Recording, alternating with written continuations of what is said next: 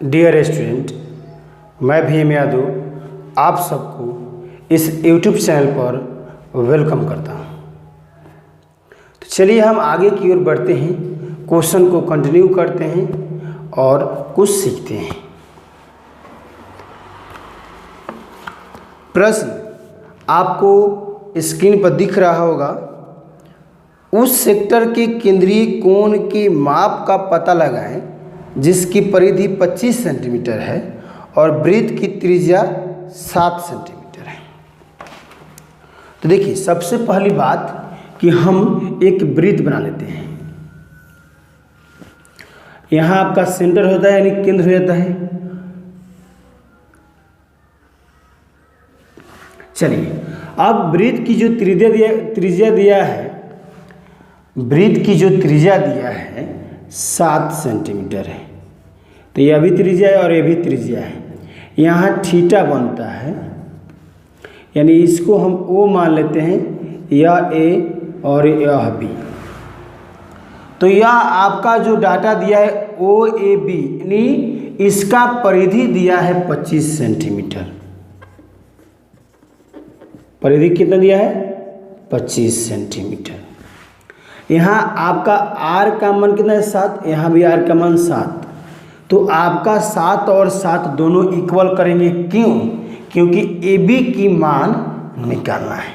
तो AB की मान क्या हो जाएगा? इस पूरी परिधि में से, यानी 25 में सर क्या घट जाएगा? 7 और 7 यानी 14 घट जाएगा। कितना बचेगा? 11। अब यह कोण का मान निकालने के लिए एक आपको हम ट्रिक बोल रहे हैं, सूत्र बोल रहे हैं, उसको आप कॉपी में नोट डाउन कर लेना है। क्या है? थीटा बराबर L/R रेडियन होता है। चलिए, L का मान क्या जानते हैं आप? 11 जानते हैं और R का मान भी जानते हैं क्या? 7। तो लिख सकते हैं यहाँ पर 11/7 रेडियन। देखिए, पाई रेडियन बराबर होता है 180 डिग्री। तो रेडियन बराबर हो जाएगा 180 डिग्री बटे पाई। यह क्लियर?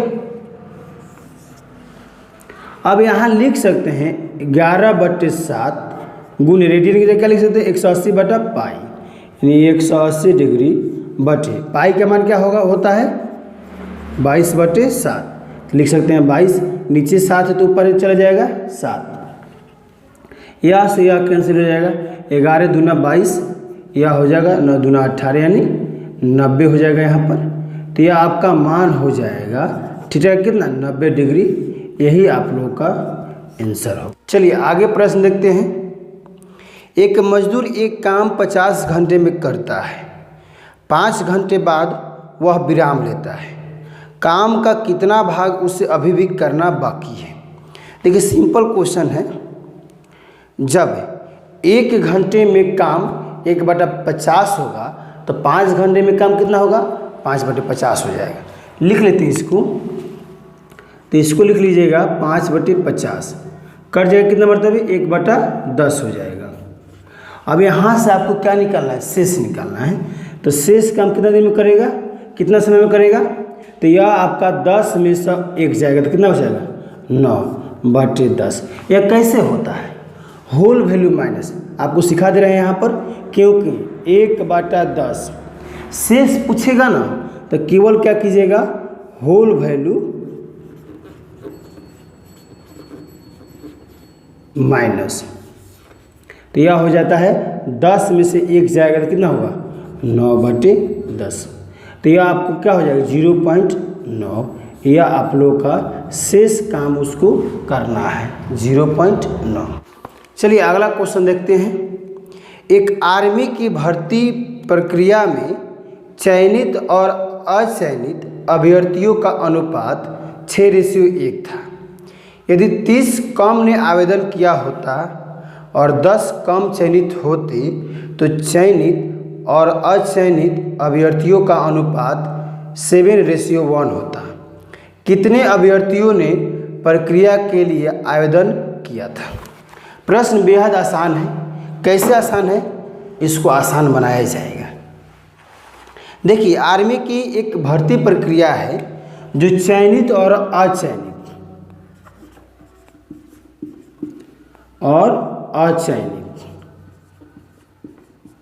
दोनों का आपका रेशियो दिया है 6:1। तो यहाँ आपका रेशियो में दिया है तो कोफिशिएंट मानकर इसको संख्या में निकाल लेंगे, यानी संख्यात्मक कर देंगे। तो यह हो जाएगा 6x, यह हो जाएगा x, तो यह टोटल हो जाएगा 7x। क्लियर? टोटल संख्या निकल जाएगा चयनित और अचयनित का। बोला यदि 30 कम ने आवेदन किया, 30 कम यानी टोटल में ना कम करेगा तो -30। कम आवेदन किया कितना?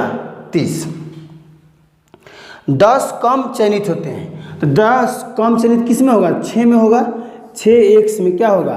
10 कम होगा, तो 6x - 10 हो जाएगा। क्लियर?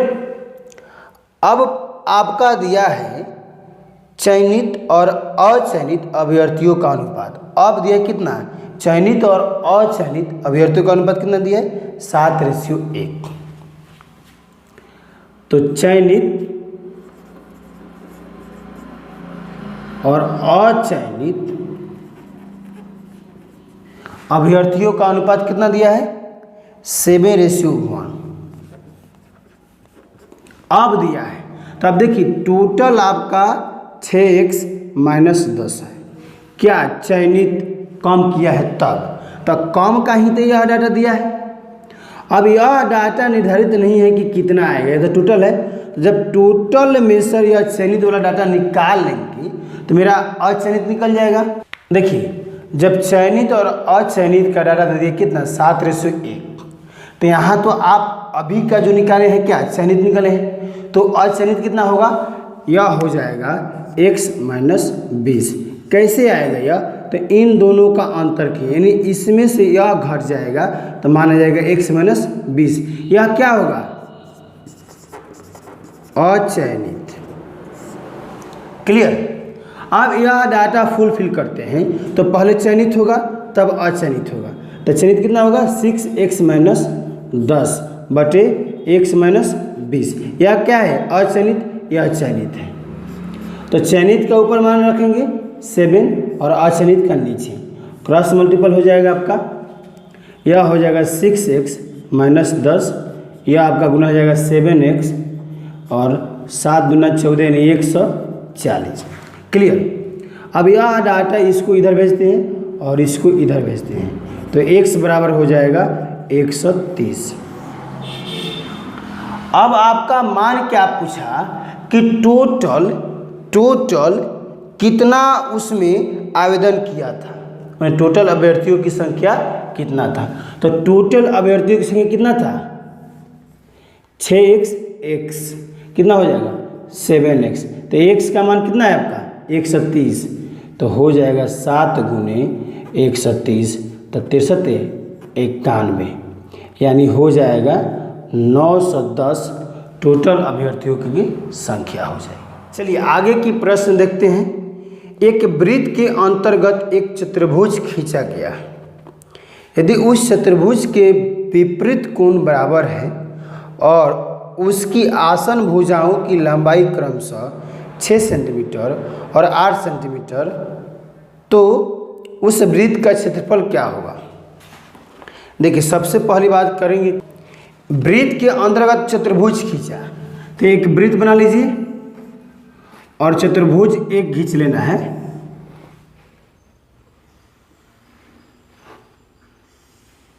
क्लियर? और आसन भुजाओं की लंबाई क्या है? 6 और 8, यानी इसका मान कितना हो जाएगा? 6 सेंटीमीटर और इसका मान कितना हो जाएगा? 8 सेंटीमीटर। तो उस वृत्त का क्षेत्रफल क्या होगा?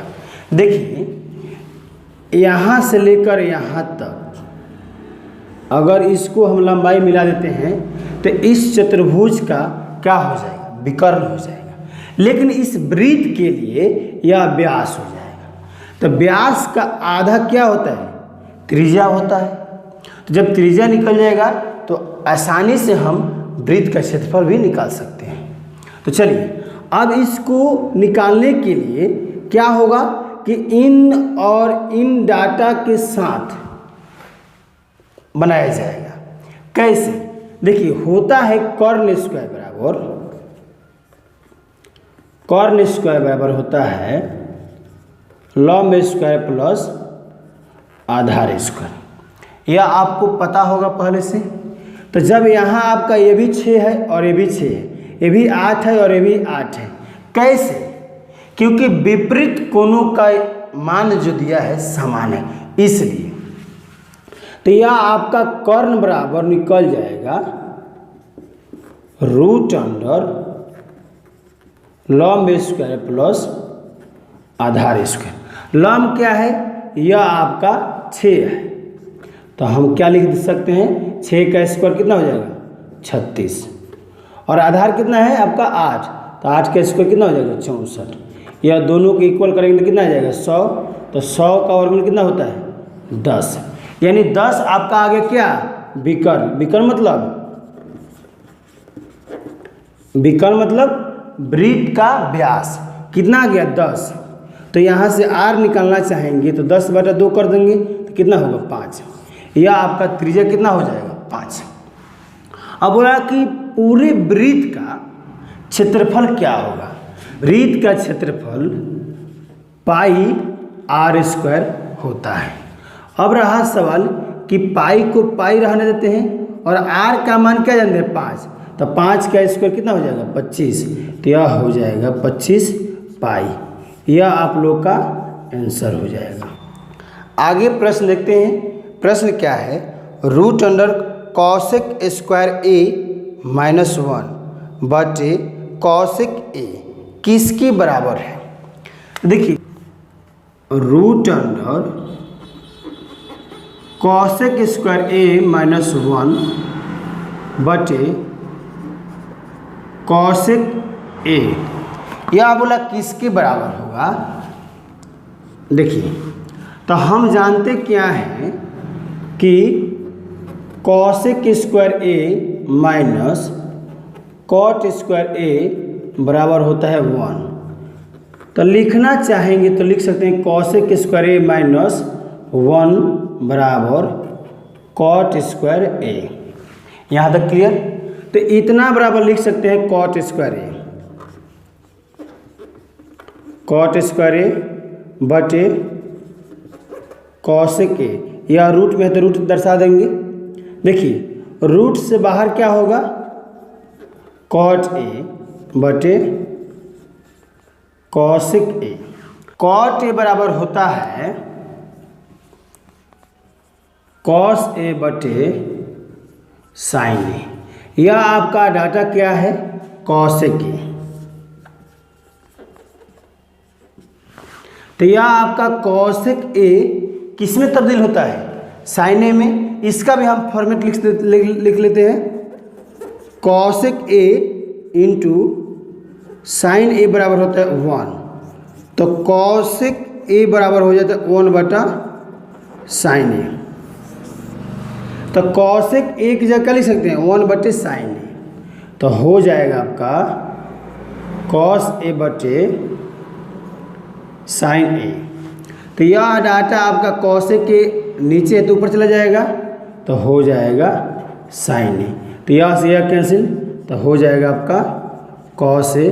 यह आपका आंसर हो जाएगा। प्रश्न की ओर चलते हैं। प्रश्न इस प्रकार है, साइन माइनस 7π/4c का मान क्या है? तो लिख लेते हैं यहाँ पर साइन माइनस 7π/4c।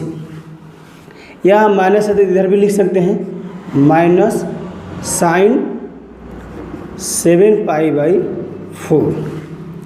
अब रहा सवाल कि हम देखते हैं डाटा कि यह डाटा किस पर सेट हो रहा है। तो आपको सेट करना है 90 minus theta, 180 minus theta, 270 minus theta, 380 minus theta. किसी भी डाटा पर सेट हो जाए, प्लस माइनस किसी भी पर भी, तो आपको सेट करके निकाल लेना है। तो यह होता है माइनस साइन 2π माइनस π/4 लिख सकते हैं इसको। क्यों? 4 दूना 8, 8 पाई हो जाएगा, तो 8 पाई में से 1 पाई तो कितना हो जाएगा? 7 π/4 हो जाएगा, यानी 7 π/4 हो जाएगा। तो यह हो जाता है आपका, एक लिख देते हैं, sin 2π - थीटा का मान होता है -sin थीटा। क्लियर? तब इनके लिए मान क्या रहे? -sin थीटा, और माइनस पहले से है तो हो जाएगा माइनस माइनस प्लस, तो यह हो जाता है sin थीटा। थीटा का जगह क्या होगा? π/4, π/4, यानी π/4 की मतलब होता है 45 डिग्री।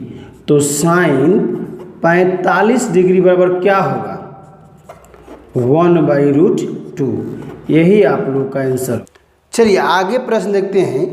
यदि एक 2 अंकों की संख्या में इकाई के स्थान पर y अंक है और दहाई के स्थान पर 5 है तो वह संख्या क्या है? देखिए 2 अंकों की संख्या है, a और b मान लेते हैं, इकाई दहाई। इकाई के स्थान पर क्या है? y है, और दहाई के स्थान क्या है? 5 है। तो इसका बोला कि संख्या क्या होगा?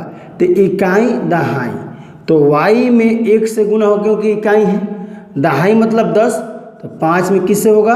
10 से, प्लस हो जाएगा, तो यह हो जाएगा 50 + y आंसर। चलिए आगे की प्रश्न देखते हैं। एक थोक व्यापारी एक खुदरा व्यापारी को एक घड़ी 32% लाभ के साथ बेच देता है और खुदरा व्यापारी उसे ग्राहक को 20% हानि के साथ बेच देता है। यदि ग्राहक 1953.6 रुपये का भुगतान करता है तो थोक व्यापारी की लागत क्या थी? थोक व्यापारी की जो लागत है उसको हम मान लेते हैं। थोक व्यापारी की लागत कितना हो जाएगा? x। अब बोला कि 32% लाभ पर, तो x का 32% यानी 132/100 हो जाएगा। फिर बोला कि 20% हानि पर, यानी क्या हो जाएगा? 80/100। अब रहा सवाल कि यहाँ आपका डाटा बोला यदि ग्राहक 1953.6 रुपये का भुगतान करता है। ग्राहक कितना भुगतान कर रहा है? 1953.6 रुपये का भुगतान करता है। तो इस थोक व्यापारी की लागत क्या थी? यानी x का मान पूछ रहा है, तो हो जाएगा 1953.6। यह आपका भाग में तो उधर जाएगा तो गुना में 100 गुने 100 बटे हो जाएगा 132 गुने 80। अब इसको आप काटिएगा तो आ जाएगा 1850 रुपये। यही आप लोग का आंसर हो जाएगा। चलिए आगे की प्रश्न देखते हैं। एक क्रिकेट मैच के पहले 39 ओवर में रन रेट 4.6 रन प्रति ओवर था।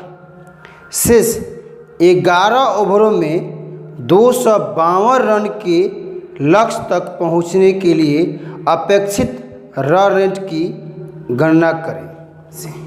प्रश्न बोला कि पहले 39 ओवर में रन रेट 4.6 रन प्रति ओवर था, यानी एक ओवर में 4.6 रन लग रहा है।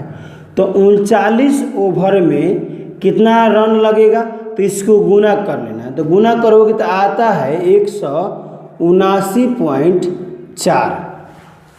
अब बोला क्या कि शेष 11 ओवरों में 252 रन के लक्ष्य तक, तो शेष 11 ओवरों में 252 रन तक पहुंच जाता है। तो अब बोला कि कितना रन रेट चाहिए ताकि इतना तक पहुंच जाए। तो सबसे पहली बात इन दोनों में क्या करेंगे? अंतर कर लेंगे। तो जब अंतर करोगे तो आ जाता है 72.6। अब जब रन रेट निकालना होता है तो जितना डाटा बचता है उसी में इस शेष से भाग करेंगे। तो कितना बच रहा है 72.6/11 काटेंगे, 11 छक 66, फिर हो जाएगा 6 यानी 11 छक 66 पॉइंट हो जाएगा, यानी 6.6 प्रति ओवर की दर से अगर रन बनाता है तो 252 तक आसानी से पहुंच जाएगा। यही आप लोग का आंसर हो जाएगा। यह वीडियो कैसा लगा इस कमेंट बॉक्स में अपना जवाब भेजिए और अपने दोस्तों में ज़्यादा से ज़्यादा शेयर करें। मिलते हैं अगले वीडियो में, तब तक टेक केयर, बाय बाय।